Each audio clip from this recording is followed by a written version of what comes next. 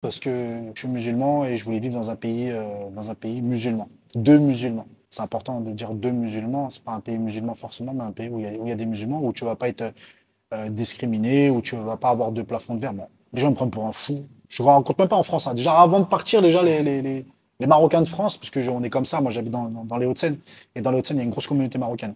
Moi, j'ai grandi avec eux, hein. Et quand tu leur dis, ouais, tu vas aller au bled t'installer, laisse tomber. Donc j'arrive ici, je signe le truc et tout, et je te jure, je galère pour avoir les autorisations. 1 an et 4 mois de galère administrative pour avoir les autorisations. Ouais, Non, j'ai fait le circuit de l'immigré. ok. Tu sais, Marrakech, nanana, n'importe quoi. Donc, du Hmm. coup, très, très, très facile au niveau des enfants. Mes enfants, ils sont à l'école marocaine privée, donc ils parlent marocain très bien. Moi, la honte, je parle pas. Marocain, ils parlent plusieurs langues. Marocain, Ils ils sont parlent très forts français, pour ils les parlent langues. Ouais. anglais, ils parlent arabe, ils parlent derija, ils parlent berbère. Non, non, le Marocain, il n'a pas de problème. Le Marocain, Hmm. il aime le sport de combat. Et puis, toi, quand tu es arrivé, tu as dû voir forcément à Marrakech des mamans, des papas, des vieux, des personnes âgées, en train de marcher, faire de la marche. Ouais, j'ai galéré. Niveau travail, tu fais un truc, tu fais un petit peu, ça rate. Tu vas refaire un autre truc, ça marche pas. Et après, comme je t'ai dit tout à l'heure, mais toi, il faut que tu sois positif. Accepter les choses. Quand tu es musulman, tu dis Alhamdulillah. Ça marche pas. Alhamdulillah. Salut les amoureux du Maroc, aujourd'hui on se retrouve avec Samy. Oui, je vous avais été très très nombreux à me demander son intervention sur la chaîne. Samy, c'est le fondateur de Gym Factory à Casablanca. C'est un coach et préparateur physique et là il a monté un super projet ici au Maroc. Vous allez découvrir son histoire, j'en dis pas plus et je vous laisse avec l'interview. Bon visionnage. Salut Samy, bienvenue sur Entreprendre Vivre au Maroc. Comment tu te présenterais en quelques phrases? Samy Wish, 44 ans maintenant, qui a pris une décision il y a à peu près 14 ans ou 13 ans de partir, qui a fait plusieurs tentatives et qui a réussi. Maintenant, je suis quelqu'un d'épanoui. Et je sais que ça a été tout un parcours pour arriver jusqu'au Maroc. Ouais. Tu peux nous en parler, comment ça s'est passé aussi? Et l'idée, c'était de partir. Après, il y avait un ou parce que je suis musulman et je voulais vivre dans un pays musulman. Deux musulmans. C'est important de dire deux musulmans. C'est pas un pays musulman forcément, mais un pays où il y a des musulmans, où tu vas pas être discriminé, où tu ne vas pas avoir de plafond de verre. Bon, il y a toujours des avantages et des inconvénients partout, mais je pense que là où je vivais en France, l'avenir que j'y voyais pour mes enfants ou pour moi ou ma famille, c'est pas bénéfique. Donc déjà, la décision, ça a été de partir. Et ensuite, j'ai essayé plusieurs pays. Moi, je suis franco-algérien. J'ai essayé l'Algérie, mais même si j'avais pas énormément de rapport avec mon pays, mais bon, j'avais de la famille là-bas. J'ai essayé. Tu connaissais un peu quand même? Non, non, pas trop. J'y Ah suis ouais. allé quelques fois, mais bon, Mhm. c'était voilà, t'es en mode vacances, donc tu connais pas, même la famille, t'es pas très proche. Malgré tout ce que tu peux penser, on se raccroche à un pays, on est là, on est fier et tout, mais en vérité, on représente rien de ce pays parce qu'on ne le connaît pas. On est juste attaché à des racines, Ouais. à des histoires familiales et c'est tout, réellement. Je vais là-bas et je vois pas mon avenir là-bas. Donc c'est un peu compliqué et tout. J'ai été confronté à certaines choses. Après, je suis croyant. Et je me dis des fois, Allah il va te fermer des portes pour t'en ouvrir des meilleures. Donc j'ai fermé cette porte-là, j'ai été en Égypte. L'Égypte aussi, pareil, c'était intéressant. Je suis arrivé au moment, je crois, c'est 2013, je crois. 2013, au moment où il y avait, tu sais, la passation de pouvoir entre Moubarak et Sisi. Je sais pas Ok. si tu te souviens, Mhm. il y a eu un coup d'État. Après, Sisi, il a repris le pouvoir. Moi, j'étais entre les deux. Et bah, ça m'a fait un peu flipper. Là, je me suis dit, bon, ça fait un peu flipper. Si ça s'est passé comme ça, bon, j'ai eu tort hein, parce que le pays se porte bien maintenant, tu vois. Mais ça m'a fait flipper. Je me suis dit, non. Écoute, l'Égypte, laisse tomber. Je suis resté, je crois, 1 mois et demi, 2 mois. J'avais déjà trouvé un petit peu tout, tu sais, un local et tout, etc. Avec ta famille? Je suis parti tout seul. Mhm. Au début, je suis parti tout seul. Repérage, quoi. Ouais, ouais, toujours, je Ouais. partais Mhm. en repérage. Ensuite, j'avais des amis à moi au Maroc. Enfin, un ami qui était ici et un ami avec moi en France qui m'a aidé pour venir m'installer ici, qui s'appelle Khalid. Les deux s'appellent Khalid. Un qui est dans Mhm. le sport, un qui était en sécurité en France. Et du coup, je suis venu 2014. Bah écoute, j'ai atterri à Mohamedia. J'ai fait le tour, j'ai regardé les locaux, j'arrivais pas à trouver ce que je voulais. J'étais déjà dans une idée de salle de sport parce qu'en France, j'avais déjà avancé sur cette voie-là, en passant les diplômes de pancras, kickboxing, etc., avec la fédération. Donc j'étais parti sur cette voie-là. J'ai pas trouvé ce que je voulais sur Mohamedia. Ensuite, Donc ton objectif, c'était d'ouvrir une salle dès ouais, le mon objectif, départ. c'était ouais, d'ouvrir Mhm. une salle. Mais pas un gros truc. Moi, je voulais juste, en fait, je voulais juste quelque chose qui va pouvoir subvenir à mes besoins. Tu vois, c'était juste ça. Mhm. Pour vivre et pouvoir payer l'école des enfants, pouvoir vivre. Et vivre de ta passion Voilà, aussi. ouais, ouais. Mhm. J'ai eu de la chance d'avoir des aides financières de la part de mon ex-belle-famille. qui a mis la main à la pâte, qui nous a prêté de l'argent, parce que moi, je faisais pas de crédit. Mm. Donc, ils ont fait confiance et tout. Et du coup, bon, j'avais un petit peu les moyens. C'était pas une grosse somme, mais un petit moyen pour pouvoir faire ce que je voulais. Mais à cette époque-là, ça coûtait pas autant, pas aussi cher que Ouais. maintenant. Donc, c'était un peu plus facile. Donc j'étais à Mohamedia, ça s'est pas passé comme je voulais. J'ai été à Marrakech, je me retrouve dans un appartement et pas très loin, il y a une salle de sport. Donc je me dis, je vais aller voir comment ça se passe là-bas, Ouais. comment ça se passe le sport au Maroc. Donc je suis rentré dans la salle et tout, et directement, j'ai commencé à échanger un petit peu avec, c'était directeur sportif, c'était une femme. Et elle m'a dit, écoutez, nous on cherche un manager, etc. Je dis, pourquoi pas, ça serait intéressant, comme ça me permet de mettre un pied dans le business Mhm. et voir un peu comment ça se passe. Et puis moi, j'étais déjà dans mon truc, tu vois, j'étais en train de chercher à droite à gauche, et puis là, on me proposait un travail sur place. Donc non seulement j'allais subvenir, j'allais pouvoir rester en étant payé, et en même temps connaître le métier. Donc je l'ai fait.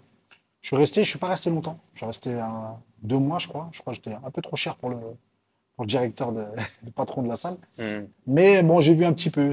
Ça m'a pas plu. La vision du sport qu'ils avaient, c'était très fitness, tu vois. Et moi, je suis carrément dans autre chose, tu vois. Et peut-être je me faisais des rêves, tu vois, par rapport au Maroc. Peut-être j'étais arrivé trop tôt, parce que même en France, une salle comme j'ai fait ici, ça n'existait pas encore, tu vois. Complexe un peu MMA, CrossFit, etc. Tu vois, Mhm. art training et tout, ça n'existait pas. Mais moi, j'étais déjà dans ce truc-là. C'est ça que je voulais. Donc du coup, je me retrouve dans une salle de fitness.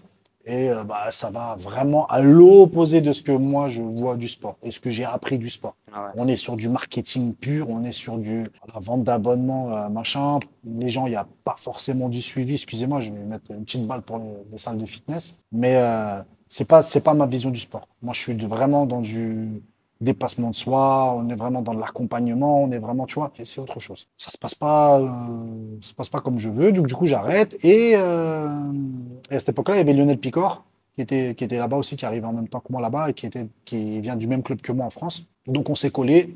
Viens, Salut Lionel. ouais, salut Lionel. Et du coup on s'est collé, vas-y viens on fait un truc ensemble, etc. Ta, ta, ta. Cool. Et on a cherché des locaux ensemble.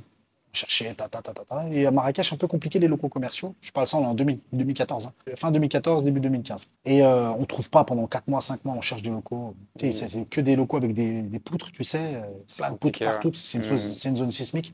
Et moi, je voulais un truc un peu, tu vois, comme ça, espacé et tout. Moi, on trouve pas, on galère et tout. Je craque. Je rentre en France, je pars en vacances avec la famille. On part en Thaïlande. J'ai l'habitude d'aller dans un camp où je m'entraîne dans un club qui s'appelle l'AKA Thaïlande, à Phuket. Je reste 3 semaines, un truc comme ça en famille, c'était bien. Je suis rentré en France. J'ai mon ami Khalid qui est de Casa qui me dit, écoute, t'as fait Mohamedia, t'as fait Marrakech, il faut que tu essayes ici. Du coup, je m'installe à Casa, je prends un appartement. Une semaine, je trouve le local, je rentre. Dès que je rentre, je visionne ce que tu vois maintenant. C'est-à-dire, Mhm. je vois. Et c'était pas du tout comme ça, hein. Dis-toi, il y avait des murs, là-bas, il y avait des toilettes. Bref, ça n'a rien à voir avec ce que tu vois maintenant. Mais tu l'as Mais visualisé. j'arrive à me projeter. Tu Mhm. vois la hauteur sous le plafond, le truc. Ah, c'est ça qu'il me faut. Ah ouais, il faut faire comme ça, comme ça. Et tu sais, quand tu commences à rêver, moi, je suis un mec positif, en fait. Tu vois, je vois beaucoup, je vois des fois un peu trop le verre à moitié plein qu'à moitié vide. Donc, du coup, quand je vois le truc, je me dis, oh, c'est mortel. Mais t'as vu où t'es venu? On est dans une rue perdue. Il n'y avait pas Casa Finance City ici, tu vois, c'était pas comme ça. Et je sais pas, je me lance dans le truc, vas-y, je signe le contrat de bail. Les gens me prennent pour un fou. Je ne rencontre même pas en France, hein. Déjà, avant de partir, déjà, les Marocains de France, parce que on est comme ça, moi j'habite dans les Hauts-de-Seine, et dans les Hauts-de-seine, il y a une grosse communauté marocaine. Moi, j'ai grandi avec eux, hein. Et quand tu leur dis, ouais, tu vas aller au bled t'installer, laisse tomber. Enfin, je te parle de ça en 2014-2015, hein. Mhm. En 2014-2015, je suis passé pour un extraterrestre. Qu'est-ce que tu vas foutre là-bas? Laisse tomber, ils vont t'arnaquer, ta. Moi, je suis dans mon truc. Moi, je suis dans mon truc, je veux partir de la France. Je veux pas pour faire carrière, je veux pas pour être millionnaire, juste pour me barrer de ce pays-là. C'est tout ce que je veux, c'est tout ce que je souhaite. Ah Je suis ouais. parti comme un fugitif, moi. Je suis pas fugitif, hein. Et donc, moi, tu sais, je les écoute parler, mais je suis déterminé. Mais je te jure que une ou deux personnes dans mon entourage, ils m'ont encouragé, hein, sur plein, hein. Et ils se reconnaîtront. Et de toute façon, c'est des gars maintenant qui veulent revenir, qui veulent venir au Maroc, qui veulent s'installer, qui veulent travailler ici maintenant. Tu vois, ils le savent, hein, c'est des amis, c'est des frères. Ouais, laisse tomber, ça me décourageait. Moi, je leur disais, ouais, la France, ça va être comme ça, comme ça. Je sais pas si je peux tout dire sur ta chaîne, mais Ouais, tu peux y aller, hein. j'avais déjà étudié la théorie du genre déjà en 2011, tu vois, il y avait déjà il y avait déjà des prémices de la théorie du genre. Moi, je voulais pas ça pour mes enfants, ça m'intéressait pas. Mhm. J'étais quelqu'un qui se documentait beaucoup. J'étais un peu complotiste, mais un complotiste réaliste, tu vois. Complotiste réaliste, je suis pas paranoïaque non plus, mais je savais où on allait aller. Et le temps m'a donné raison. Et les gens, à ce jour, ils me disent oui. T'avais raison. Je leur dis, c'est une société qui court à sa perte. On va arriver à des mini-guerres civiles, il va y avoir un conflit des civilisations, ils vont essayer de nous montrer. Je te jure que tout ce qui se passe maintenant, les gens qui me connaissent bien savent que ce qui se passe maintenant, je l'ai dit il y a 14 ans. Après, je ne suis pas un divin ni rien du tout, mais il y a des économistes qui parlent, il y a des historiens qui parlent. Il faut refaire un petit peu la rétrospective de ce qui s'est déjà passé avant, que ce soit en France, en Europe ou dans d'autres sociétés. Tu vois où elle va. Moi, je voyais clairement que la société, elle allait vers de la décadence. Donc, je suis dans un déterminisme où je ne veux pas rentrer. Donc, ça sert à rien ce que tu me racontes toutes tes histoires. Ouais, non, non, tu vas te planter là-bas. Vas-y, je préfère me planter là-bas que de me planter là. Donc j'arrive ici, je signe le truc et tout, et je te jure, je galère pour avoir les autorisations. 1 an et 4 mois de galère administrative pour avoir les autorisations. C'est quoi comme type d'autorisation? Bah, autorisation de travaux, autorisation d'exercer. Mais moi aussi, je fais l'imbécile. Mais moi, je connais pas, je parle pas la langue, je suis là, je suis tout seul, il y a personne qui m'aide. Je crois qu'il faut signer un papier, on peut commencer les travaux. Je fais le fou un peu, tu vois, c'est n'importe quoi. Du coup, je vais bloquer au niveau des papiers. Et du coup, 1 an et quelques de galère. Alors, t'imagines que toi, quand tu galères comme ça, bah, les gens qui t'ont dit de pas partir, ils te disent, ah, t'as vu, je t'avais dit, hein, t'as vu? Je t'avais dit de pas partir. T'as vu? Tatati, tatata. J'arrive à débloquer l'affaire. J'arrive à trouver les bonnes personnes pour pouvoir m'aider à régulariser tout ça. Et au bout d'1 an et 4 mois, j'ouvre. Pendant 6 mois, 7 mois, c'est normal, hein, c'est un business qui commence, tu vois. Pas top, mais bon, j'arrive à payer plus ou moins mes frais et tout, tu vois. Ça va. Et au bout de 6 7 mois, bah, j'ai changé une offre, j'ai fait un petit calcul, j'ai fait une offre globale et tout, je sais pas quoi. Et vas-y, ça a explosé et je suis passé de 100 adhérents à 350, 450, 500, 600. Et je me suis retrouvé aussi à faire des choses sur Internet, choses que je faisais pas du tout avant, je connaissais même pas. J'étais pas du tout un gars des réseaux et je me suis retrouvé à faire des vidéos, des interviews, et puis à être moi-même, surtout, je pense que c'est ça qui a plu aux gens. Je me suis pas trop pris au sérieux, je suis ce que je suis un mec normal, tu vois. Du coup, bah, j'étais simple, et je pense que c'est ce qui a parlé un petit peu aux gens. Et j'ai eu la confiance aussi de beaucoup d'athlètes qui sont venus s'entraîner, se préparer ici, et à qui je pense que j'ai réussi à communiquer ce côté du sport, tu sais, art training, sérieux, rigolade en même temps et tout. Donc Est-ce que voilà. pour certains athlètes, c'était un peu la salle de leur rêve qu'ils attendaient Ouais, il y en ou... a plein qui m'ont dit Ok. ça. Ouais. Hmm. Il y en a plein qui m'ont dit ça. Ouais, j'ai eu des footballeurs, des combattants, des surfeurs, j'ai eu un peu de tout. Ils m'ont donné leur confiance dès le départ. Donc, on va revenir sur la salle. Je voulais juste savoir tes premiers mois, tes premières années au Maroc. Comment tu t'es senti accueilli par les Marocains et quelle image tu avais du Maroc aussi avant de vivre ici? Alors moi, j'étais venu en 2003 une première fois en mode vacances. J'avais pas trop aimé. Après, il faut faire la différence entre le Maroc et le Marocain. Et les Marocains, parce que moi j'ai grandi avec eux, donc ma, ma nounou c'était une Marocaine, tout. Moi, j'ai pas grandi avec de différence en fait. Tu sais, entre Algériens et Marocains, c'est pareil pour nous. Tu vois, chez nous, on a beaucoup de mariages mixtes et tout, donc j'ai pas d'a priori par rapport à ça. Moi, je vais dans un pays, le pays, stop. Je suis venu en 2003, j'avais pas trop kiffé, mais après, c'est le circuit que j'ai fait qui est pas top. J'ai fait un circuit, tu sais, Touristique aussi? d'immigrés. Non, mais même pas Hmm. touristique. Même pas. C'est touristique, il y a plein de choses à voir au Maroc. Ouais, Non, j'ai fait le circuit de l'immigré. ok. Tu sais, Marrakech, nana, n'importe quoi. Je suis pas reparti avec un truc de fou dans ma tête. Je suis bon, avec beaucoup de potes, mais c'est pas le pays le problème, c'est le circuit que je fais en venant ici avec voilà, c'est pas un truc de fou. J'ai pas eu le coup de cœur, tu vois. Ouais. Je reviens après bon, avec les motivations de mes amis qui étaient installés ici. Bah, l'accueil, tu sais, comme tout à l'heure je parlais du plafond de verre qu'on a en France, bah ici je l'ai pas senti. Tu vois, t'es quelqu'un de normal. Tu vois, Hmm. limite, tu te dis, y a pas, limite, tu dis, il n'y a pas de limite. Tu peux faire ce que tu veux, Ouais. tu vas faire, et il y a des gens qui vont t'encourager même pour ça. Donc, l'accueil, très bien. Tu sens que les gens ils te font confiance. Il faut être carré avec les gens, c'est normal. Mais non, l'accueil, il est très bien, et j'ai pas ressenti de discrimination parce que j'étais français ou algérien. On connaît les histoires. Bon, là, actuellement, c'est un peu plus poussé ce qui se passe avec le gouvernement algérien. Mais voilà, j'ai pas senti ce truc-là. Moi, j'ai toujours été reçu, que ce soit par la douane, par la police, par les commerçants, par tout le monde. T'es mon frère. Voilà, t'es mon frère. Et sans arrière-pensée, c'était mon frère. Et alhamdoulilah, ça s'est bien passé. Et si ça s'était mal passé, je serais pas resté. Et j'ai prouvé que si ça se passait mal dans un pays, je partirais. Ça fait 6, 7 ans, 8 ans que je suis là. Je suis resté. C'est que, alhamdoulilah, très bon accueil, je suis très bien. Et puis, je vois plus de différence, tu vois. Et c'est quoi les grandes différences avec ta vie en France avant et ta vie ici maintenant? Déjà, je suis plus connu ici qu'en France. Je suis venu de France ici au Maroc et maintenant je suis connu en France. C'est marrant. Tu vois, je suis connu dans ce que j'ai fait ici. Après, je suis connu dans le sport. Déjà, c'est ça, c'est intéressant. Je suis connu dans le sport par rapport à ce que j'ai fait dans le sport, les gens qui sont venus, la qualité que j'ai eue, ce que je retransmets aussi à travers les vidéos. Donc ça, c'est une reconnaissance qui est bien, qui est importante, tu vois. C'était pas le but premier, mais c'est important. Que tu es reconnu pour ce que tu fais, donc tu dis, ah ben, ça veut dire que je suis sur la bonne voie et tout, il faut que je continue comme ça. Voilà. Après, j'ai été connu en tant qu'entrepreneur, parce que maintenant, c'est devenu une mode. On en arrive à dire, voilà, comme on l'a dit, ça fait 8-9 ans qu'on est parti. À la base, c'était pas un truc qui faisait rêver les gens de venir s'installer au Maroc. Maintenant, ça devient quelque chose de vraiment très, très, très important pour beaucoup de franco-marocains, ouais, franco-marocains, franco-algériens, beaucoup de gens qui veulent venir s'installer, qui veulent partir de la France. La target, le Maroc, il revient très, très, très souvent. Donc, du coup, bah, tu deviens quelqu'un aussi un peu connu par rapport à ça. Ouais, lui, il est parti, il a réussi, il a fait ça, ça, ça, ça, ça, Voilà. etc., etc. Le but premier, c'était pas de faire carrière. Et je pense que même les gens maintenant qui veulent rentrer, leur but premier, c'est pas de faire carrière au Maroc, c'est de pouvoir, comme moi au début, trouver une subsistance, un moyen de pouvoir vivre au Maroc et de partir de la France. Et déjà, donc, je disais, pour revenir à ta question, je suis plus ou moins connu et reconnu par rapport à ce que je fais. J'ai un très bon accueil, j'ai un très bon ressenti parce que ce que je fais, c'est du sport.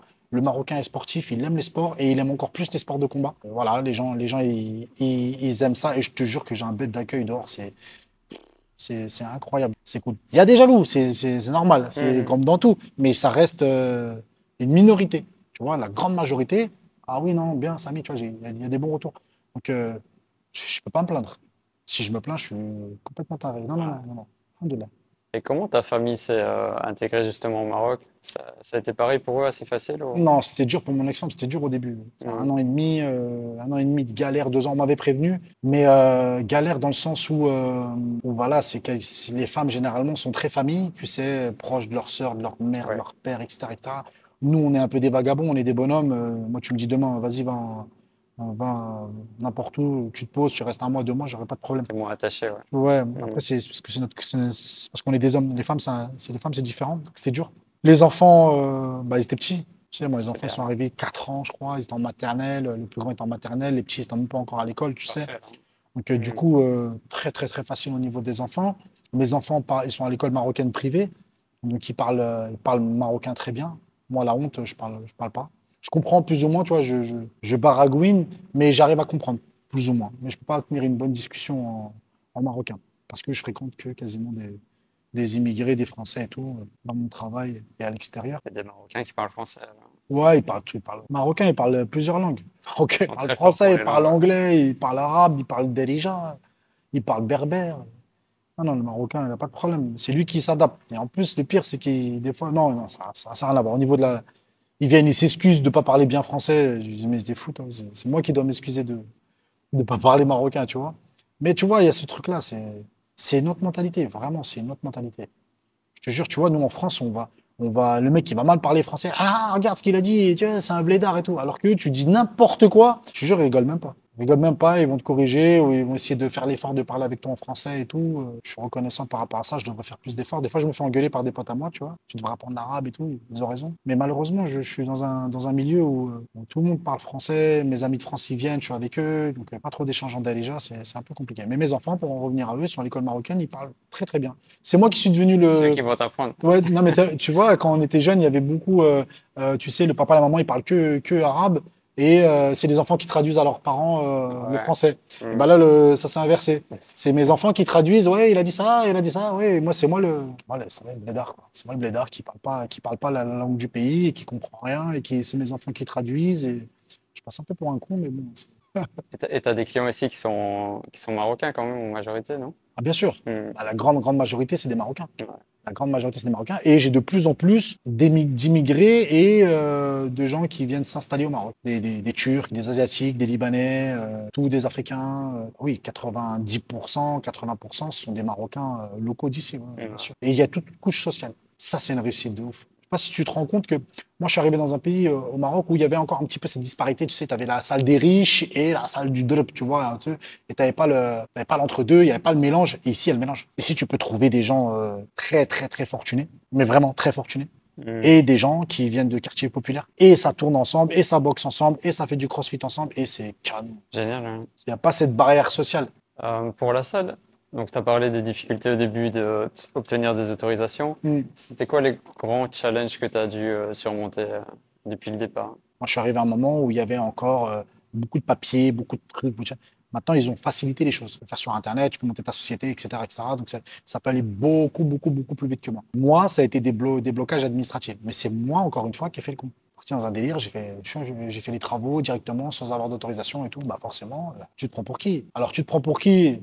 Toi, le Français qui vient d'arriver ici, tu crois que c'est la fête, tu crois qu'on est dans une république bananière, tu viens, tu fais les travaux comme ça. Non, il y a une loi à respecter, faut respecter la loi, il faut faire comme il faut. Moi, j'ai pas été averti de ça et c'est de ma faute. Je reconnais mes torts. Donc, du coup, ça a été des déboires. On m'a bloqué plus ou moins, tu vois. Au bout de quelques mois, j'ai réussi à débloquer l'affaire grâce à l'aide de certaines personnes qui m'ont aidé, qui m'ont expliqué les rouages. Alhamdoulilah, après, ça a été débloqué, mais c'était un cauchemar, la vérité, hein, c'était chaud. Tu sais, quand tu n'as que ces économies-là, qui sont même pas les tiennes, hein, parce qu'on te l'a prêté, l'argent, faut Ah pas ouais. l'oublier.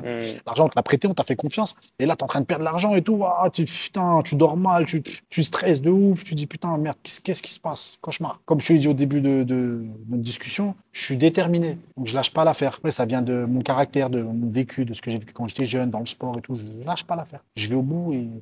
et ça paye. Voilà. Peut-être c'est une sorte de test aussi pour voir si tu voulais Toujours. vraiment aller au bout, tu vois, du truc. De qui? De leur test à eux ou Non, ce que tu as vécu, ouais. la vie est un test. La vie, c'est tu vas avoir des épreuves. Comment tu vas réagir? Ouais, est-ce que tu veux vraiment ça? Ouais, est-ce que tu veux vraiment ça? Après, tu as vu, c'est. Tu sais, hier, je parlais avec un ami à moi, Hicham et moi, deux amis, Hicham et Mohamed, et des fois, il y a des choses qui viennent naturellement. Et il faut laisser faire, et il faut y aller, et il faut accompagner cette chose-là. Il ne faut pas forcément avoir des blocages ou refuser. Peut-être qu'il y a des choses qui vont se fermer à toi et sont faites exprès pour que tu ailles voir ailleurs. Et moi, je savais que c'était ça qu'il fallait et que je vais y réussir. Et j'ai pas lâché. Et j'ai même pas eu ce que j'espérais. J'ai eu beaucoup plus que ce que Ouais. j'espérais. C'est pas du tout. Moi, je voyais pas ça comme ça. Enfin, je voyais une salle de sport, mais je parle de la renommée. Je voyais pas cette renommée. Moi, maintenant, tu parles de moi. J'ai des gens qui viennent du Canada, des États-Unis, d'Angleterre, qui viennent de Belgique, de Hollande, qui viennent s'entraîner ici. Ouais, c'est des En France, références. tu vois. Ouais. Oh, c'est un truc Mm. de ouf. Tu viens faire une salle dans une petite rue comme ça, et les gens, ils viennent chez toi s'entraîner. Non, c'est pas du tout ce que j'espérais. Moi, j'espérais juste déjà pouvoir m'entraîner et payer les charges que j'ai à payer. Maintenant, la renommée, c'est incroyable. Après, j'ai pas fini. J'espère ne pas avoir fini. J'ai encore d'autres ambitions, tu vois. J'aimerais bien déjà avoir des. Bon, j'ai déjà des fighters et fighteuses qui sont connus mondialement, tu vois. J'ai Khadija Mardi là qui vient de faire championne du monde en boxe anglais. J'ai Yasmine Moutaki qui a fait troisième au championnat du monde. Là, ils viennent de faire vice-championne arabe et il y a Ouidet qui a fait championnat arabe. En boxe, là, je parle que la boxe anglaise. En kickboxing, j'ai des gens j'en ai qui sont partis en France. J'ai des fighters qui sont partis en France, en Thaïlande, en Arabie Saoudite que j'ai formés en MMA, qui combattent maintenant en MMA. Mais j'aimerais bien pouvoir sortir des jeunes issus totalement de Gym Factory depuis du début jusqu'à la fin, Ouais. avoir une petite élite et les sortir de là. Ça c'est mon premier challenge. Deuxième, c'est de pouvoir ouvrir une ou deux autres Gym Factory dans d'autres villes, tu Mm. vois, dans le même style, parce que j'ai des demandes. Des gens, oui, pourquoi tu n'ouvres pas à Tanger? Oui, à Marrakech, nous aussi, on a besoin d'un truc comme ça, on veut ça, parce que les gars, il y a des gens qui ont faim, tu vois, ils ont envie de pouvoir s'entraîner et tout ça. Et il n'y a pas forcément les structures comme celle-là, avec l'accompagnement et le sérieux qu'il y a derrière. Et le mindset aussi, parce qu'il y a un mindset, il faut que tu viennes quand il y a les cours. Il faut vraiment que tu viennes, parce que ça n'a rien à voir. Mm. Tu vas sentir vraiment un truc. Moi, je rentre, je rigole, on s'entraîne, je me fais charrier, il y a un vrai échange, tu vois. Tu vas pas avoir de statut social, comme je t'ai dit. Le mec du ménage, c'est mon pote. Tu vois, il y a pas de, il y a un vrai mindset ici. Et ça bosse. On bosse dur. Vraiment. Parce que je pense que tu as regardé un peu la page Insta. On s'entraîne dur. Bah, si j'arrive à trouver des gens qui croient en mon projet, parce que moi, j'ai pas les moyens de réinvestir encore de l'argent comme ça, du jour au lendemain. S'il y a des gens qui veulent partager l'aventure et participer à ouvrir d'autres Gym Factory à Tanger, à Rabat, à Marrakech, je le ferai. Et puis pourquoi pas le Sénégal, pourquoi pas l'Algérie, pourquoi pas, tu vois. Ouais, tu fais des franchises Ouais, avec l'état d'esprit. ça me fait peur, hein. Les franchises, ça me fait peur. Mm. Les franchises, ça me fait peur parce que il faudrait que je sois dedans tout le temps. Parce que le mindset, c'est pas décupable en vérité, c'est compliqué. Tu Tu vois. trouves d'autres amis Ouais, dans chaque voilà. ville. Ouais, faut que soit j'en fais très peu et j'ai les moyens de pouvoir mettre des gens sur place, ou puis moi je peux aller aussi pour pouvoir vérifier l'ambiance et tout, etc., etc. Soit je fais de la franchise et dans 2 ans je tue mon nom.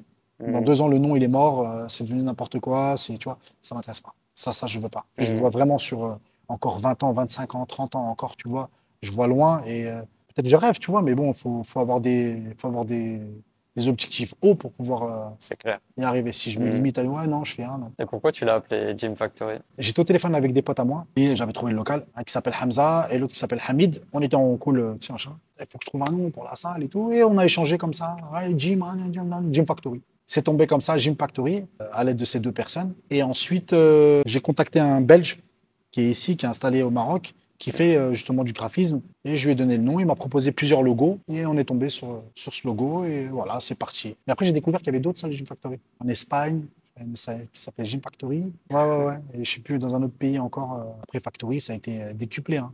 Un petit clin d'œil à MMA Factory à Paris, qui, à la base, quand moi je me suis appelé Gym Factory, ça existait, il s'appelait encore le Crossfight, ça s'appelait pas encore le MMA Factory. C'est pas moi le copieur, hein. Attention, hein. C'est pas moi qui ai copié. Et comment fonctionne la salle alors quand on veut rejoindre des cours ou s'inscrire? Comment ça se passe? Pour s'inscrire, tu payes, c'est bien déjà. Tu payes. Mais ouais, pour les cours, c'est des cours, tu réserves sur une application, justement pour éviter de surcharger certains cours, comme par exemple le CrossFit ou la musculation, où ça va être des cours limités à 10-12 personnes, la musculation à 10 personnes, parce que c'est des cours, je fais des cours de musculation. Il y a un accès libre et il y a des cours.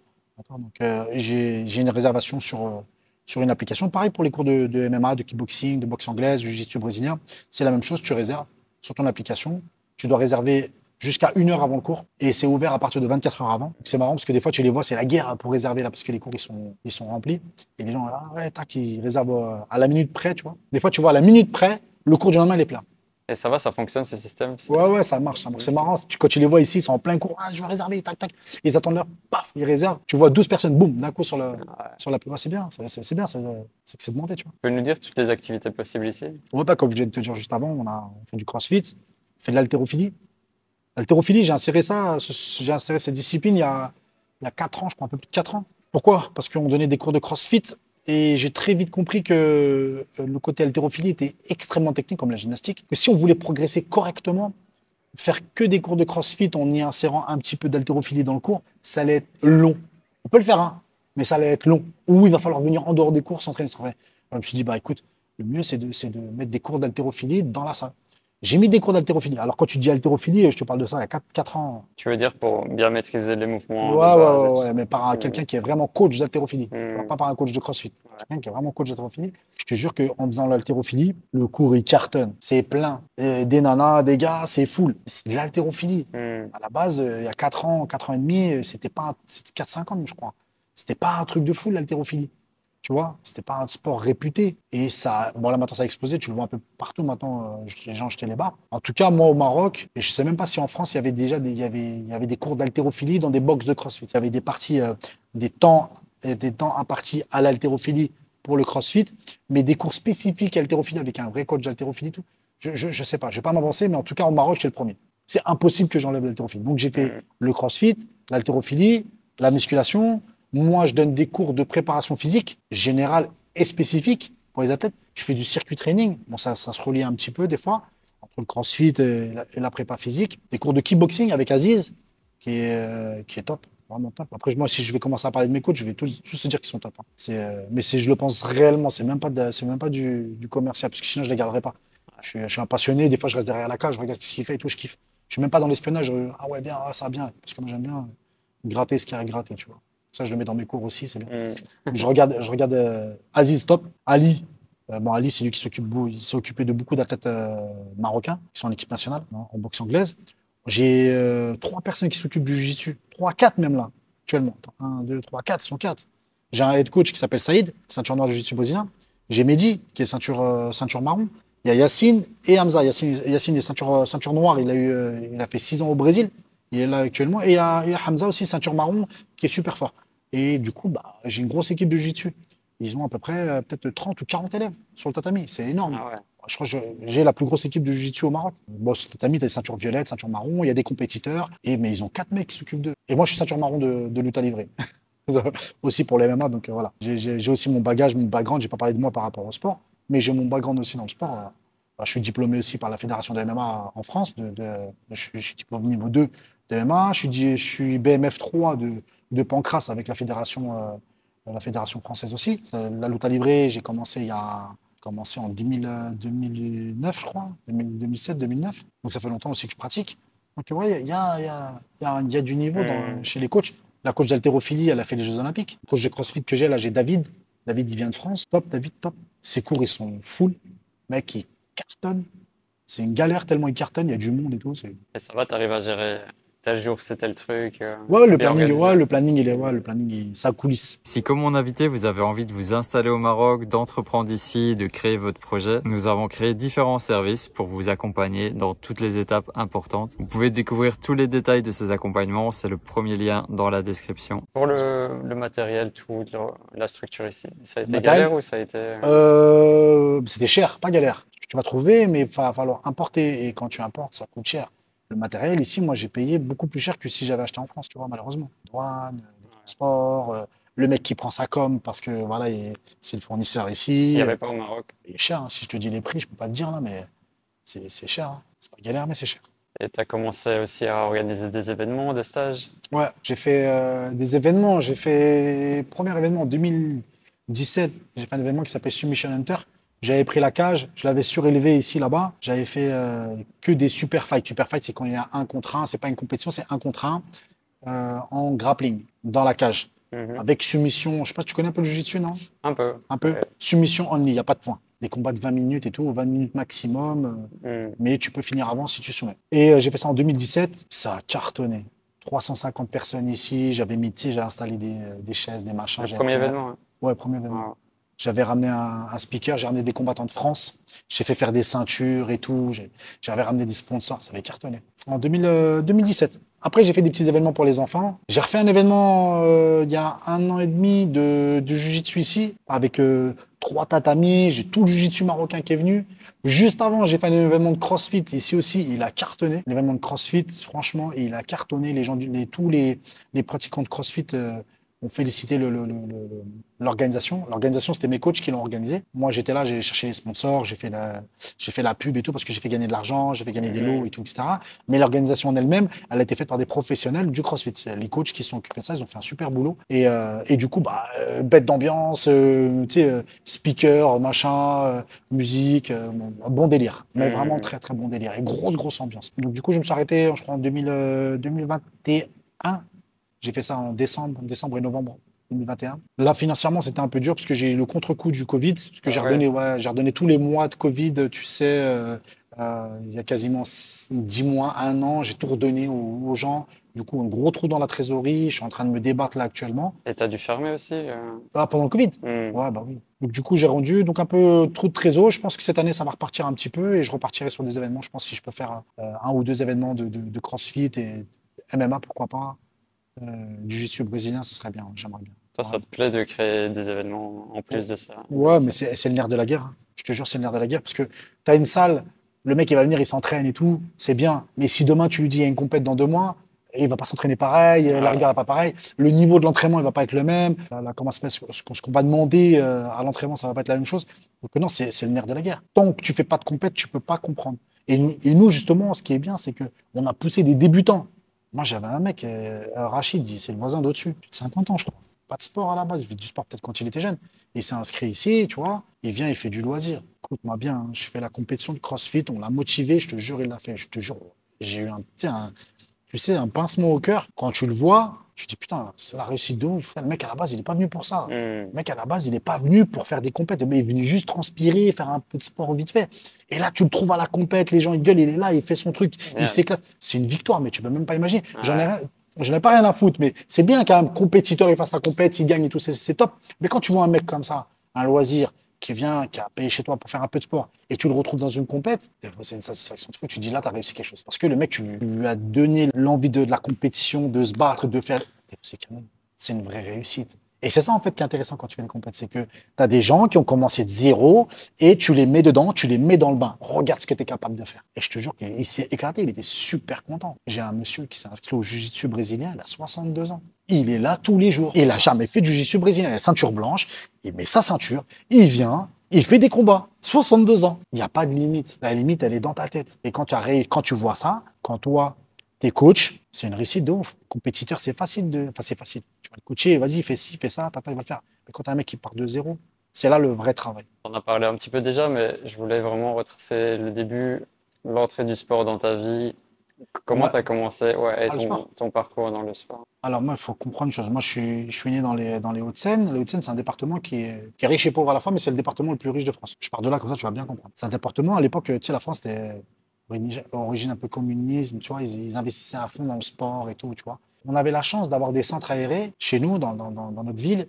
où on pouvait faire du sport, pour rien du tout. Surtout quand tu étais un enfant de pauvre comme moi, tu payais rien du tout quasiment et tu pouvais faire de la mini-moto sur terrain de cross. Tu pouvais faire de l'équitation, la natation. Voilà la patinoire. Tu Hmm. pouvais aller au ski tous les ans. Tu pouvais faire du foot. Tu faisais tout. Du coup, depuis qu'on est tout petit, moi j'ai des photos de moi, j'ai 6 ans, je suis sur un terrain de motocross et je fais du cross pour 10 francs, 1,50 €. Hmm. Tu vois? Et tu faisais ça toute la matinée. Hein. Tu sais pas, tu fais un tour. Hein. Toute la matinée, et le gars il va t'apprendre à faire de la mini-moto. Et ça, c'est toutes les vacances scolaires. Ça, c'est tous les mercredis. Du coup, on grandit avec ça. On grandit avec le sport pas cher et accessible. Moi, je parle dans mon département. Après, dans les autres départements, je sais pas, je sais qu'il y avait des gens il y a certains départements où ils avaient accès comme ça. Je sais qu'il y en a d'autres qui n'ont pas eu la chance que nous, on a eu. Déjà, tu vas au ski tous les ans. 3 semaines, tous les ans, tu passes tes étoiles, tes machins, tous les ans. Le sport, il vient de là. On a grandi là-dedans. Et tous les gens qui ont grandi dans le 92, à mon époque, ils le savent. On a bien profité. On a bien profité, on a bien appris. On était encadré par des vrais éducateurs, des vrais coachs. On faisait de la gymnastique, on faisait tout ce que tu peux imaginer. Ça existe Trampoline. encore ou c'est fini ça? Je sais pas comment ça se Hmm. passe maintenant. Est-ce qu'ils ont encore les budgets qu'on avait à l'époque? Si on avait des gros budgets, enfin, la ville avait des gros budgets. J'allais dire, on faisait du trampoline. Moi, je sais faire du trampoline. Tu vois, tu sautes, tu salto avant, salto arrière, la plante, tu rentres sur le dos, tu reviens avant. C'est un truc de fou. Et on faisait Génial. ça. Après, on va faire l'équitation. Tu courais sur un cheval, tu le cures tu enlèves la terre du machin, tu laves le cheval, tu le selles, tac, tac, tu lui mets le mort, bon, bon, tu pars. C'est quand même incroyable. On s'en rend pas compte quand on est jeune, Ouais. mais quand tu grandis, quand tu as du recul, et je vois mes enfants, et moi, je vois comment j'ai profité, comment j'ai appris. J'ai mes brevets de secourisme, tu sais, de natation, on m'apprenait à remonter le mannequin. Je dis, purée, j'ai appris trop de trucs. Donc le sport, il vient de là. Après, bon, j'ai fait du foot et tout. J'avais déjà expliqué ça dans une autre vidéo. Je ne suis pas super fort au foot. Je ne sais pas pourquoi je me suis accroché. J'étais pas très bon. Et les sports de combat, je pense vraiment que c'était mon truc. Et je l'ai compris à l'âge de 16 ans. J'ai commencé le taekwondo. J'ai progressé vite. J'ai fait des médailles, j'ai fait des scores, j'ai fait tout ça. J'ai persisté un peu là-dedans. Après, j'ai eu des soucis physiques, parce que j'avais une malformation de la hanche. Je l'ai su beaucoup plus tard, parce que de l'arthrose, j'ai fait de l'arthrose à l'âge de 23 ans, je crois. J'ai compris plus tard que j'avais des problèmes déjà physiques dus à une malformation. Et ensuite, la boxe anglaise. Boxe anglaise, toujours un peu de foot à côté, j'ai pas lâché l'affaire. J'aurais dû lâcher l'affaire. Mais bon, c'était l'amusement avec les potes. Et après le MMA, les débuts du MMA en France, en 2000, 2007, je crois, 2007, 2008, les débuts du MMA en France. Ça avait commencé avant avec des clubs, à Montrouge et tout, là où tu as eu tous les anciens, Tchèque Congo, tout ça. Cyril Diabaté, il a commencé un peu à la même époque. Cyril Diabaté a commencé aussi. Tous les anciens, les combattants français. Moi, je suis venu juste après. Eux, ils avaient commencé en 2000, 2001, 2002, 2003. Moi, je suis arrivé en 2007, je crois, un truc comme ça. Donc, j'ai vécu la deuxième vague. Donc, le MMA, kickboxing, lutte à livrer. Moi, je fais pas de jiu-jitsu, je faisais pas de kimono. Et, euh, et après, le travail, je me suis marié, les blessures, la peur des compètes parce que tu te blesses à l'épaule 1, de l'épaule 2, tu te dis putain, je travaille, faut ramener la gamelle à la maison, tu te dis putain, merde. Donc tu t'entraînes un peu différemment. J'ai passé mes diplômes derrière et après le projet Gym Factory. Voilà. On va dire qu'en tant que sportif compétiteur, c'est pas un truc de ouf. J'aurais pu, si j'avais persisté, j'avais un certain talent. Il y avait plusieurs coachs qui me disaient que quand je tournais en MMA, c'était facile, c'était un peu naturel pour moi. Après, voilà, il y avait toute tu le comprends plus tard. Hein. J'avais toute la psychomotricité parce que voilà, vu que j'ai fait du sport depuis que j'étais jeune avec la gymnastique, les choses comme ça, Hmm. tu vois, il y a des choses qui sont plus ou moins faciles. Tu vas les comprendre plus facilement que d'autres, donc tu vas avancer plus vite que les autres. Et puis il y a les compètes de taekwondo aussi. J'ai fait beaucoup de compètes de taekwondo. Je suis arrivé jusqu'au pôle France en taekwondo. J'ai pas fait l'équipe de France, mais pôle France, donc c'est déjà pas mal. Tu connais déjà l'ambiance des compètes et tout. Et puis tu te rapproches aussi du haut niveau. Tu fréquentes des gens du haut niveau. Tu t'entraînes avec eux. Il y en a qui préparaient, par exemple, en kickboxing, en boxe anglaise. Tu fréquentes des gens qui préparent des mondiaux, des ceintures mondiales. Tu vois comment ils s'entraînent, tu vois l'ambiance. Tu t'imprègnes, comme je disais tout à l'heure. Tu prends, Hmm. tu t'imprègnes de ça. Je suis un mec, je suis très visuel, moi. Je regarde, j'apprends, je regarde, j'apprends. Donc, tu t'imprègnes de tout ça et j'arrive à retransmettre cette chose-là en coach. Et je pense que dès le départ, je suis fait pour enseigner. Vraiment, je suis épanoui là-dedans et il fallait que je fonce dans cette voie-là. Et puis, j'ai entraîné le foot aussi. Je te jure, j'ai entraîné le foot pendant 3 ans des jeunes de mon quartier. Mhm. Et jusqu'à maintenant, ils viennent me voir. Maintenant, c'est des éducateurs sportifs, c'est des coachs de foot et tout.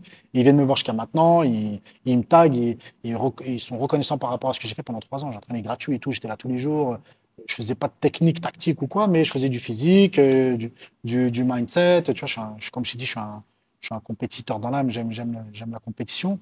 Et ça a été une très belle aventure pour moi, ces 3 ans de coach de foot, parce que bah, déjà, on est monté chaque année de division, c'est beau. Mhm. On gagnait les matchs, on arrivait premier de championnat, on montait, donc c'est canon.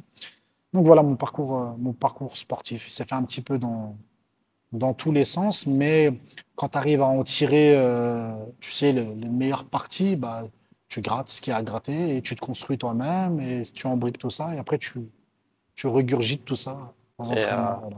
avant la salle, c'était que de la passion alors. C'était pas t'en retirais pas des revenus. Non, même pas, ouais, même pas. J'avais donné des cours de MMA avant de partir en France dans mon club à Gennevilliers, un club de grappling. J'avais donné quelques cours de MMA, c'était bien.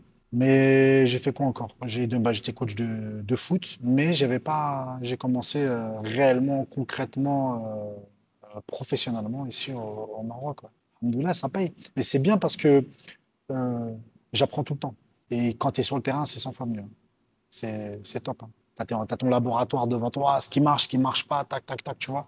C'est canon. Je trouve ça beaucoup plus intéressant que la théorie, où la théorie, tu vas voir les trucs, mais sur le terrain, tu vas pas pouvoir l'exprimer, tu vas pas savoir le dire, tu vas peut-être pas savoir le reconnaître. Voilà. Et c'est quoi justement ton regard sur l'attirance des Marocains pour le sport? On sait que le foot, Mais tous les sports, tous les sports, Ouais. tous les sports. Déjà, quand tu vois que le roi du Maroc, que ce soit Hassan II Rahmou ou Mohamed VI, les rois, ils ont un attachement même pour les sports de combat. Quand tu vois que Hassan II Rahmou, il a reçu plusieurs combattants, ceinture mondiale de kickboxing, de full contact, tu vois, des Khalid El Kandili, après, j'ai pas tous les noms en tête là actuellement, mais il y en a beaucoup. Donc déjà, il y avait déjà ce truc-là avec les sports de combat, avec le, Mhm. le Maroc. Sans compter tous les Marocains que tu vois dans la scène internationale, en boxe anglaise, en kickboxing, tu vois, en Muay Thai. Il y a une culture sport de combat au Maroc qui est indéniable. Il y a le foot, c'est Beaucoup de connu, karaté aussi, hein, tout, tout, partout. tout. Ouais. Ouais, le karaté, Ouais. le taekwondo, tout, tout, tout. Il y a une vraie culture sport de combat. Le Marocain, il aime le sport de combat. Et puis, bah, toi, quand tu es arrivé, tu as dû voir forcément à Marrakech bah, des mamans, des papas, des vieux, des personnes âgées, en train de marcher, faire de la marche. Ils sortent, ils font de la marche ensemble, ils vont marcher sur Indieb, ils vont marcher à Marrakech sur les trucs et Mhm. ils font du sport. Là, ce week-end, j'étais impressionné le nombre de gens qui courent, qui Ouais, marchent. non, non, Ouais, non, ils kiffent ça, ils kiffent ça, Mhm. ils kiffent ça, vraiment. Donc, super facile. Super facile d'être accepté quand tu proposes du sport ici. Et quand tu proposes des sports de combat, c'est pas relié tu sais, à la couche populaire, contrairement à ce que tu vas avoir en France. Le mec qui fait de la boxe, du kickboxing, du muay thai, c'est les quartiers populaires, c'est les pauvres, les mecs de cité, c'est ça. Ici, non. Mhm. Ici, tu peux avoir des mecs, des gars qui ont une très bonne situation financière. Moi, je vais faire de la boxe, je veux combattre. Je te jure, il va monter sur le ring. Le mec, pourtant, c'est quelqu'un qui vient d'une très très bonne famille. Et il n'y en a pas un, j'en parle plusieurs, hein, plein. Et il n'y a pas de problème avec ça. MMA, boxe anglaise, kickboxing, je sais pas, c'est comme ça. Le Marocain, il aime ça. Quartier populaire ou riche, les deux, c'est la même chose. Malgré que les gars des quartiers populaires, ils sont encore dans le délire où non, les personnes aisées, c'est pas pour eux. Machin. Non, c'est pas vrai. Moi, je te ramène des gars très forts et qui viennent de très grandes familles. Mais parce qu'ils ont été, bon, on les a bien encadrés et tout, on leur a donné un peu la niaque, tu vois. Par rapport au coaching, tu fais du coaching ici. Comment ça se développe par rapport à ça? C'est compliqué par rapport aux autres pays. Dans quel sens? C'est qu'ici, le coaching privé, ils sont vraiment pas chers. Tu vas en France, coaching privé minimum, c'est 40 euros. 50, 60, 70, 90, tu Mhm. vois, ça monte. En Angleterre, 200 euros. À Dubaï et tout, c'est encore pire. Ici, il y a un vrai problème avec le coaching privé. Les gens, je crois, ils n'ont pas conscience que c'est quand même un privilège d'être tout seul avec un coach, de Carrément. prendre son temps et qui t'apprennent. Mais le problème, c'est quoi? C'est qu'il y a des coachs, pas forcément compétents, qui sortent des coachings privés à 100 dirhams, one to one. Toi, quand tu viens, tu vas leur dire, moi, je veux un coaching, je veux à 400 dirhams. Ouais, mais tu te crois où? Nanana, nanana, on est au Maroc. Et les 400 dirhams, la personne qui te dit ça, tu sais qu'il va dépenser le triple au restaurant. Tu vois, il veut dépenser le triple au restaurant, il n'y a pas de problème. C'est un problème de reconnaissance La valeur. la valeur du travail Hmm. qu'on fait par rapport au coaching privé. Et ça, c'est un point qui est sensible un peu au Maroc. Moi, c'est ce que je ressens, hein, c'est ce que je pense. Le coaching privé, il n'est pas pris à sa juste valeur. Mais vraiment, quand tu es tout seul avec un coach et qui doit tenir les pattes d'ours, qui doit t'apprendre, qui doit prendre le temps d'être avec toi tout seul et tout, normalement, ça devrait être valorisé. Là, ici, un coaching privé, on a entre 200, 250, 300 dirhams, tu vois. Ça devrait être un peu plus cher par rapport à ce qu'on propose. Mais il y a tellement de coachs qui proposent à 100 dirhams, 150 dirhams, Ouais, ça que casse. c'est Hmm. super difficile de pouvoir monter les prix. Et t'as des Après, demandes pour ça ou c'est plus du collectif ici? non, les deux, les deux. Les deux. Ouais, les deux. Après, je t'ai dit, hein, j'ai des coachs qui sont bons. Du coup, ils sont demandés, tu vois. J'ai des coachs qui passent leur journée à faire des coachings privés ici. On va dire qu'ils gagnent bien leur vie, hein, alhamdoulilah. Mais ouais, ça va. C'est quoi ton approche pour former un athlète, justement? Tu as dit que tu prenais des gars de De zéro et zéro. tu. Ouais. C'est quoi le processus avec toi? Déjà, ce que lui, il veut, Ouais. ce qu'il souhaite. Après, entre ce que tu souhaites et ce que tu fais, parce qu'il y a des gens qui viennent te voir, ouais, moi, je vais aller, j'ai du ouf, hein. Ouais, je vais aller à l'UFC, mais le mec commence à galérer un petit peu, il va arrêter ou il revient plus et tout. Entre ce que tu dis et ce que tu fais, déjà, il y a une grande différence, tu vois. Et toi, tu peux, juste en voyant le physique, tu peux aussi deviner vers quoi il sera fort Non, non, non, non. Il y a des gars qui vont t'impressionner par leur déterminisme à l'entraînement. Et tu vois que le mec, il est tout le temps là, il est sérieux, il est assidu, il est respectable. Et lui, il peut aller loin, sauf blessure, sauf mauvais encadrement, ou peut-être une défaite qui va lui faire mal et qui fait qu'il va arrêter. Mais non, je pense pas qu'il y ait d'a priori. Tu vois, tu as eu Lionel Picor, par exemple. Lui, il est arrivé, je crois, à 25 ans, il a commencé les sports de combat, tu vois. hmm, Derrière, il a une carrière à 45 ans, et, ça s'arrête plus. tu vois, il s'arrête plus. Il a commencé tard. C'est un bel exemple aussi Ouais, que ouais, bien sûr. tu peux durer quand même. Bien sûr. Donc, tu peux commencer plus ou moins tard. Tu peux ne pas avoir de physique, tu peux être maigre et t'en sortir justement avec ce truc-là et trouver tes qualités. Tu vas marcher, tu vas fonctionner et avec le temps, tu vas te construire. Tu vas pas rester frêle, hein. On va te préparer pour ça. Tu as des mecs contraires, tu as des mecs tout petits, tu as des mecs ouais, gros. Tu vois, le mec, il est gros, mais il est explosif, il est vif. Tu vois, on a eu Andy Ruiz, je sais pas si tu te rappelles en boxe anglaise, Hmm. qui vient avec un gros ventre et tout, et qui gagne Anthony Joshua en boxe anglaise par un KO. Alors que le mec est très gros, tu vois. Le body, le physique, c'est bien. Si tu es athlétique, c'est top. C'est ce qu'il faut être athlétique. Mais c'est pas déterminant dans le sport. On n'est pas des bodybuilders. Tu peux avoir des gars qui vont venir avec un pas super musclé, pas super imposant. Tu l'entends là beaucoup en MMA, hein. T'as beaucoup de mecs qui combattent, tu vas aller voir à l'UFC, ils ont un corps, il est basique, mais le mec est super fort. Tu prends Anderson Silva, c'est pas un corps de ouf. Mais le mec, il a une carrière derrière, elle est violente. Mais le mec, il a un coup d'œil, il est là, il est vif, pam pam, mais il est super fort. Donc, c'est pas déterminant. Maintenant, si tu as les deux, tu as un coup d'œil, t'es vif, tu comprends vite, et en plus de ça, tu es athlétique, ah, c'est un plus qui n'est pas négligeable, hein, forcément. Hmm. C'est clair. Donc, moi, le plan, c'est la rigueur. Est-ce que le mec, il est là? Est-ce que le mec, il écoute? Est-ce que le mec, il comprend? Est-ce qu'il veut apprendre? Est-ce qu'il a les dents longues? C'est ça, après, c'est le temps. Tu as des mecs qui vont être motivés sur 3 mois et au bout de 6 mois, ils vont disparaître. Et il y a des mecs qui vont être là pendant 2 ans, 3 ans et pam, pam, pam, pam, pam, pam, pam. Et tu vois, au bout de 3 ans, tu dis, oh putain, le mec, c'est un tueur. Oh, comment il a progressé? Ah ouais, il fait ça. Hmm. Même toi, tu tournes avec lui, tu dis, bon, il va me mettre un peu à l'amende, fais attention. Tu vois? T'as des jeunes comme ça que t'as amené à un haut niveau? Non, on est en devenir. J'ai quelques noms en tête. Après, malheureusement, moi, j'ai des gens qui viennent et qui partent aussi à l'étranger. Le mec, tu t'occupes de lui pendant 3 ans, tu le façonnes. Et après, le mec, il dit, ouais, je dois partir en France pour 2 ans, 3 ans. Ah, ça casse le. Aux États-Unis, je parle. Hmm. Toi, tu es là, tu t'es pris la tête à le fabriquer. Et à Hmm. la fin, bah, il faut qu'il parte pour ses études, il faut qu'il parte pour ci, pour ça. Donc, c'est un peu compliqué. Mais j'ai des gars qui sont pas mal, ouais. Pour construire des gars, moi, je suis un gym qui est nouveau encore, hein, tu vois. Je vais concurrencer des grosses écoles qui ont 10 ans, 15 ans de travail aux États-Unis, au Brésil, en Russie et tout. Faut être patient. Et les athlètes marocains qui veulent devenir pro, Ouais, hein. c'est compliqué ou comment ça se Non, passe pour eux? non, c'est pas compliqué. Ça manque d'agents encore. Des agents qui peuvent encadrer le truc. Moi, je suis pas agent, malheureusement. Je maîtrise pas ce domaine-là et je pense que j'ai pas forcément le temps. Je suis en train justement de chercher des gens qui vont pouvoir encadrer ce secteur-là. C'est quoi un agent? Un agent de combattant qui va te trouver les combats pro, parce qu'on parle de professionnels, donc forcément, il y a des contrats, il y a des négociations, il y a Les plein de choses. sponsors. Les sponsors aussi, tu vois. Donc ça, c'est des choses qu'il faut maîtriser. Moi, je ne les maîtrise pas. Et j'aimerais bien trouver une personne compétente, moyennant bah, forcément rémunération sur les combats, c'est logique, tu vois, sur les combats ou les sponsors. Et c'est un autre domaine que je ne maîtrise pas. Et il faut que je trouve la personne compétente qui va être capable de le faire. Ça, c'est, voilà. Ça fait partie de ta vision Ouais, t'es future obligé, aussi. t'es obligé, Hmm. t'es obligé. Quel a été ton meilleur échec? Tu sais, dans le sens où des fois tu rates un truc et en fait ça te destinait à aller vers une autre voie. Toute ma vie, alors. Toute ma vie. Toute ma vie. Si tu parles par là, ouais, j'ai galéré. Niveau travail, tu fais un truc, ça, tu fais un petit peu, ça rate. Tu vas refaire un autre truc, ça marche pas. Et après, comme je t'ai dit tout à l'heure, mais toi, il faut que tu sois positif. Accepter les choses. Quand tu es musulman, tu dis Alhamdulillah. Ça marche pas. Alhamdulillah. Passe à autre chose. C'est que c'était pas bon pour moi, c'est ce qu'il fallait pas. Donc, le meilleur échec, c'est toute ta vie. Tu dis tout le temps Alhamdulillah. Ça marche pas, Hmm. ça. Alhamdulillah. Il y a le Covid, c'est fermé. Alhamdulillah. Et on va trouver une autre solution. On va rebondir autrement. C'est tout. Ça n'a pas marché. Cette façon de faire, ça n'a pas marché. Alhamdoulilah, c'est pas grave.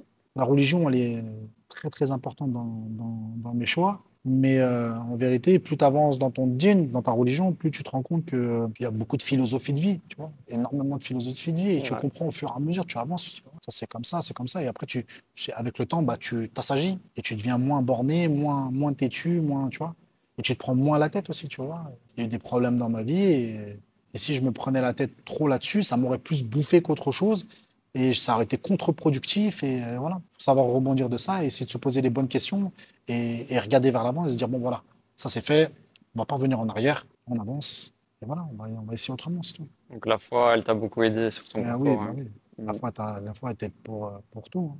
Comme je disais tout à l'heure, dire Alhamdulillah dans ce qui t'arrive, ça te fait avancer, ça te fait accepter. Et quand tu acceptes, eh ben, tu revis. On emmagasine moins de mauvaises énergies. Tu te dis, bon, voilà, c'est fait, Alhamdulillah. Ça fait du bien aussi de ressentir de la gratitude pour ce qu'on a Ici, ouais, ouais. ouais, De ouf. Tu sais, quand je reçois des messages et tout, beaucoup de messages de gens qui me soutiennent, des Marocains qui sont fiers de ça parce que quand t'es africain, sénégalais, malien, tout, je pense que on a tous ce petit truc en nous qui dit qu'on voudrait faire avancer l'Afrique. L'Afrique, notre bled. Le Maroc, l'Algérie, la Tunisie, le Sénégal, Mali, machin. Moi, je parle des gens Côte d'Ivoire, ce que tu veux. Beaucoup, quand ils voient que ce que tu fais avancer les choses au bled, ils sont contents et ils sont fiers. Ça, je te parle des gens de l'extérieur, qui voient de l'extérieur et qui te disent je te suis, je te suis, je te soutiens, c'est hmm, beau ce que tu fais. Franchement, continue, lâche pas que ça, des messages comme ça, j'en reçois beaucoup et je remercie. Et à chaque fois que je reçois un message comme ça, moi déjà, je réponds à tout le monde déjà sur Instagram, Facebook, et machin, je réponds à tout le monde. Et ça me fait grave plaisir. Après, quand tu as des gens, tu reçois des messages qui te disent ouais, Gym Factory, ça a changé ma vie, ça, on est encore dans un autre délire. notre niveau là. Ouais, Ouais. ça m'a changé ma vie, ça m'a fait ci, ça fait. Et c'est des messages qui sont personnels. Et c'est pas pour diffuser sur les réseaux, c'est pas quelqu'un qui s'est fait son autopub. C'est un mec qui prend le temps ou une nana qui prend le temps de t'envoyer un message et te dire écoute, merci pour Gym Factory. C'est pas Samy, hein. C'est Gym Factory. Parce que Gym Factory, c'est les coachs, c'est tout un ensemble. C'est les gens aussi, les adhérents qu'il y a dedans, tu vois, Ouais, dans ouais. cette salle-là. C'est tout, l'ambiance qu'il y a dedans. Ce que je disais tout à l'heure, c'est très, très familial. Merci à Gym Factory, merci à nana. Ou des gens qui partent, ou tu sais, qui se sont retrouvés dans d'autres salles et qui te disent putain, ça me manque en fait. Hmm. Putain, ça me manque, je vais revenir. Et j'en reçois des messages là. Je vais revenir. Et je finis mon abonnement là-bas, je reviens. Et j'en ai plein qui ont fait ça, qui étaient là. À un moment donné, ils veulent aller le voir ailleurs, ils partent et ils disent putain, merde, je veux revenir. Quand t'as des gens qui reviennent, on les accueille les bras ouverts. C'est un beau C'est bon, cadeau c'est ça. ce qu'on leur dit. Ah, enfin, t'es revenu à la maison. C'est comme ça que je les accueille. Enfin, t'es revenu à la maison, c'est bon, t'as compris. Et ils reviennent. Ouais, ouais, j'ai compris. Ça, c'est mortel. Après, t'as des gens qui sont pas contents. Hein. Tu peux pas plaire à tout le monde, hein, Toujours, bien hein. évidemment. Hmm. C'est normal. Il y a des gens, ils ont des attentes que toi, à laquelle tu peux pas répondre. Ils trouveront leur chemin, tu vois. Ils trouveront la salle qui leur correspond et avec ce qu'ils veulent. Mais moi, dans mon expérience, quand je reçois des messages comme ça, c'est des gens qui viennent te voir. Tu sais, je m'occupe d'un autiste depuis à peu près 3 ans, 2 ans et demi, 3 ans. C'est un jeune, il sortait pas de chez lui. Il sortait pas de sa chambre. Ni à Hmm. l'école, ni C'est nulle part. dramatique. Il avait 15 ans. Il Hmm. sortait pas de sa chambre. Fermé à tout. Je te jure. Moi, elle est venue, elle m'a dit, s'il te plaît, il peut pas s'entraîner avec les ados, et fais-lui quelque chose. Je dis, écoute, ok, laisse-le. Il aimait bien faire un peu des tractions et tout, tu vois. Je dis, on va le laisser. J'ai prévenu tous les coachs. Je dis, lui, vous le laissez, il fait ce qu'il veut. Laissez, et voilà. Et il parle avec personne. Les mois, ils passent, les années passent. Je le prends avec moi en coaching avec mon small group, tu sais, en prépa physique. C'est le petit, il court maintenant dehors, il sort, il vient ici, il rigole avec tout le monde, il charrie avec tout le monde, il s'éclate, il m'envoie des messages, des blagues et tout. La mère est venue ici en pleurs, en pleurs. Ouais, Samy, merci, Hmm. merci. Mais encore une fois, c'est pas Samy, c'est l'ensemble. Ça, c'est aussi, c'est une réussite. Tu vois, quand tu as réussi à sortir. Tu vois, et le petit est fort, hein. Attends, il est costaud, hein. Il a 18 ans, il est grand, il est balèze, des épaules et tout. On peut même en faire un coach maintenant. Je te jure. Ça, c'est une réussite. C'est une bête de réussite, ça. C'est une belle histoire, ça. Ouais. Bon, je l'engueule un peu souvent en ce moment parce que elle a 18 ans, elle arrive un petit peu en retard à l'entraînement et tout, mais maintenant je peux me permettre de l'engueuler. Je sais qu'il va pas mal le prendre. Tu vois. Pas, ça va pas se renfermer, il va pas partir, il va rester. Bah, c'est fou comme le sport et le contexte social peut tout changer dans Mais, la vie de quelqu'un. mais tu sais, encore une balle perdue pour les salles de fitness. C'est pour ça que j'aime pas les salles de fitness. Pour individualiste, Non, c'est pas ça. déjà, ils viennent, ils te parlent de body, tu sais, ils te parlent de oui, tu vois, les abdos, les machins, on va te faire. Qu'est-ce qu'on en a à foutre, en fait? Et perdre ton ventre et tu vois tes abdos, c'est un truc qui va venir après. C'est pas, tu viens pas là pour ça. Je dis, quand tu vas faire du football, tu viens pas pour avoir des abdos. Tu viens pour apprendre à faire du foot. Quand tu vas faire du tennis, tu viens pour faire du tennis, tu viens pas pour me dire, ouais, je veux perdre des abdos, je veux perdre. Qu'est-ce qu'on en a à foutre de ça? Déjà, tu es dans une optique de paraître, déjà. Moi, je m'en fous de ton paraître. Hmm. Moi, ce qui m'intéresse, c'est ce que je vais développer dans ta tête, ce que je vais développer en motivation, ce que je vais donner comme envie de te surpasser.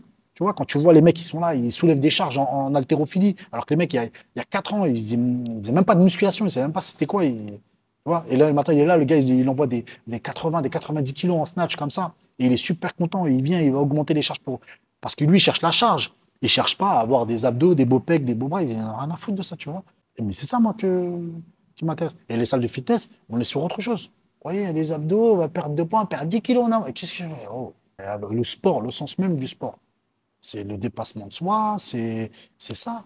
C'est ça qu'on recherche. C'est pour ça que moi, quand les gens viennent me voir, ouais, moi, je ne m'identifie pas du tout comme une salle de fitness. Je n'ai rien à Hmm. voir avec eux. Si tu veux faire tu vois, il y a marqué là-bas, là. Calme-toi avec les selfies. Il y a marqué Ouais, sur j'ai le vu mur ça. là-bas, tu vois, calme-toi avec les selfies. Ça veut tout dire. Ouais. Pas te voir. Non, non. Et notre époque, c'est un peu ça, tu vois. L'apparence, Mais ça dure pas. Insta. Ouais. Je te jure, ça dure pas. Hmm. Ça dure pas. Ça va durer un petit temps et après, ça va partir. Parce que les gens, ils viennent payer des abonnements dans des salles de fitness et ils restent 3 mois, 4 mois, après ils disparaissent.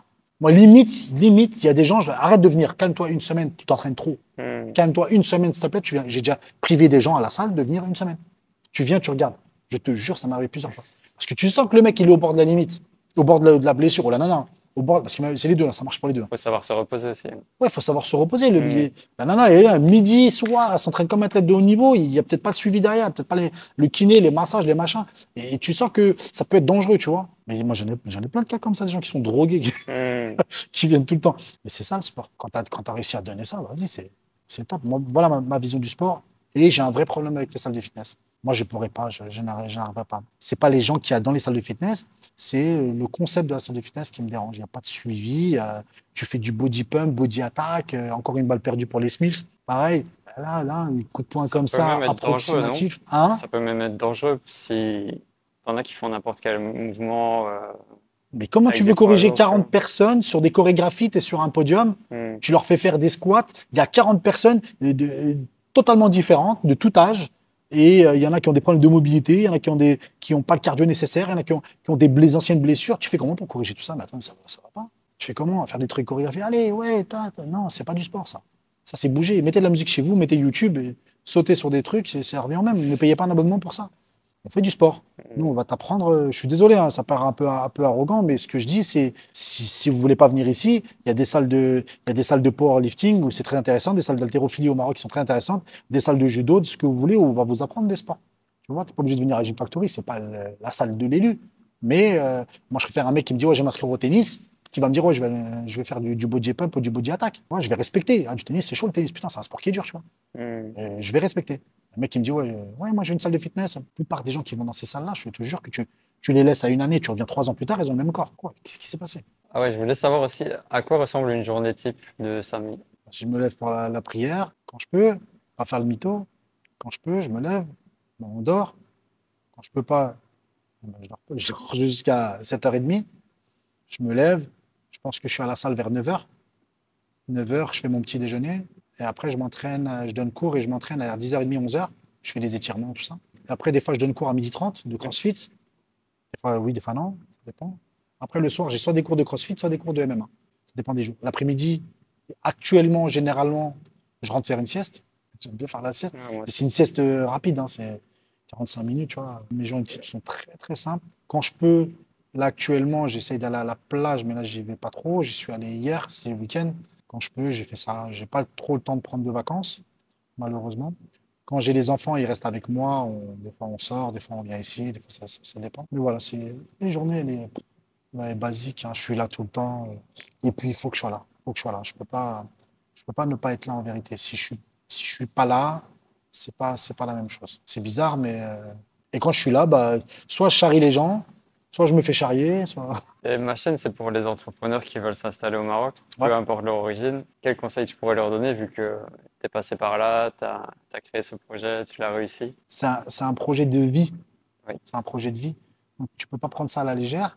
Et à mon avis, tu dois déjà venir, de vivre pendant quelques mois et de voir un peu la vie sur place, faire des connaissances. Mais c'est beaucoup, beaucoup, beaucoup plus facile pour ces gens maintenant actuellement. C'est très, très, très, très simple. On est beaucoup ici. On est beaucoup d'investisseurs étrangers.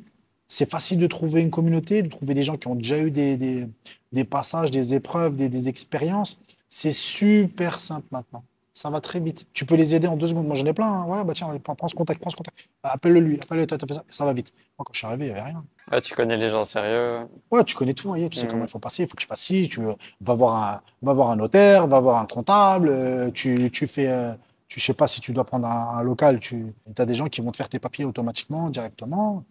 C'est simple, les écoles, tu les conseilles par rapport aux écoles. On te demande régulièrement des conseils? Ouais, bien sûr, bien sûr. Bah oui, bien sûr, beaucoup. Tu donnes au maximum ce que tu peux aider, que ce soit sur des contacts administratifs, sur des contacts de fournisseurs, sur les écoles, tu vois, sur la vie. Tes repères, ça va plus être les mêmes, c'est normal, tu vois. Tu viens dans un autre pays, hein, même si tu es franco-marocain, hein. Même si tu es venu en vacances ici 2 mois dans l'année, Tu connais pas ben vraiment. non, t'es Hmm. pas. Moi, je suis plus marocain que les Marocains de France, hein. Plus marocain que les Marocains de France. Moi, je connais mon bled, hein. Pas les 2 mois de vacances en mode vacances que tu fais ici, ou les 2 mois que tu fais en mode j'habite chez la famille, qui fait que tu connais le bled, hein. Je Il faut pense qu'il y faut au moins vivre. 2, 3 ans. Faut vraiment bien Ouais, intégrer. ouais, ouais, ouais. Mais après, tu te fais ta petite vie à toi, mais la vie, elle est simple en vérité, hein. Problème ici, hein. Tu n'auras pas de problème ni avec la police, ni avec les gens, ni. Tu auras peut-être des problèmes sur la route, en voiture. Prends sur toi un peu, et puis voilà. Si t'es pas content, tu vas vivre à Rabat. Ils conduisent bien là-bas. Hmm. À Casa, c'est un peu la foire.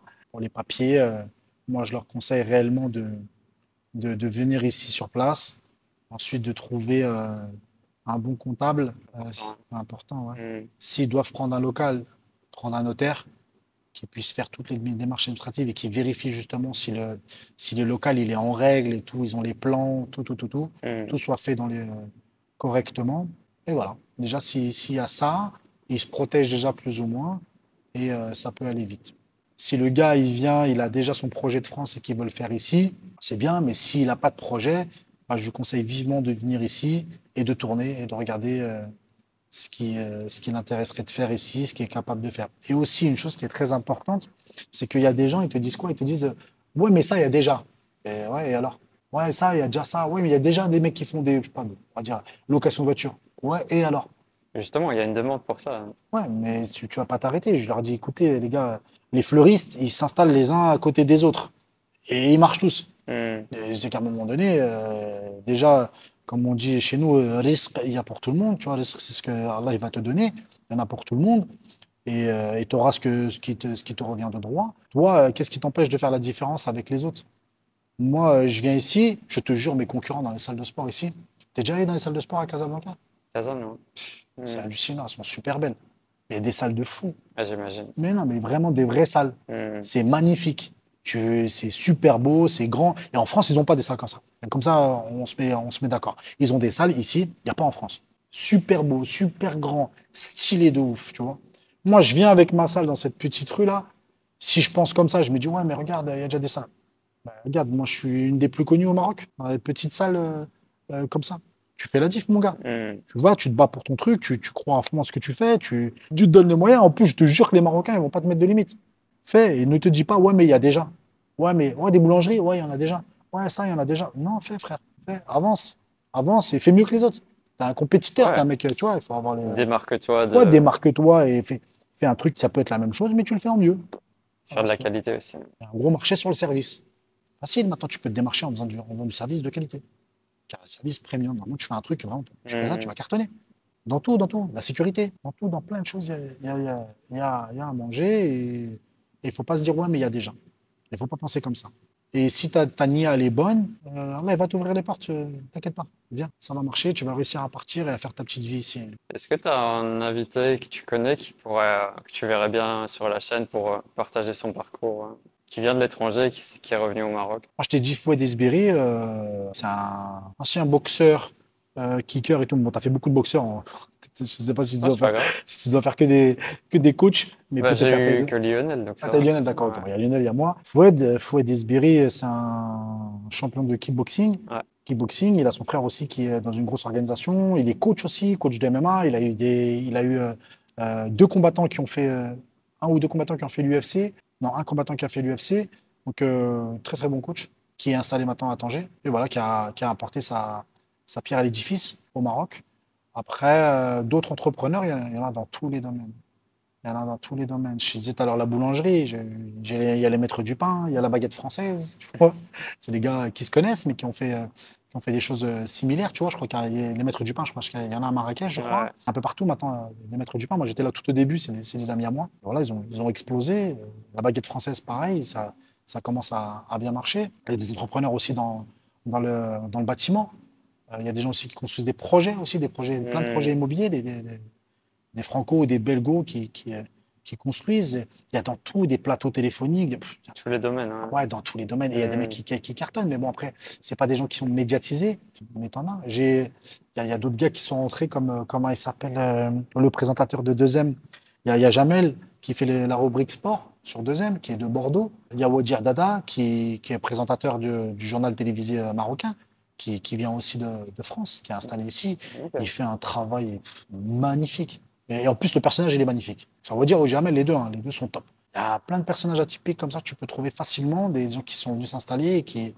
Après, tu as beaucoup de Marocains aussi qui sont partis en France faire leurs études ou Ouais, quelques années et ou au qui Canada aussi. reviennent, quoi. France, Canada, Hmm.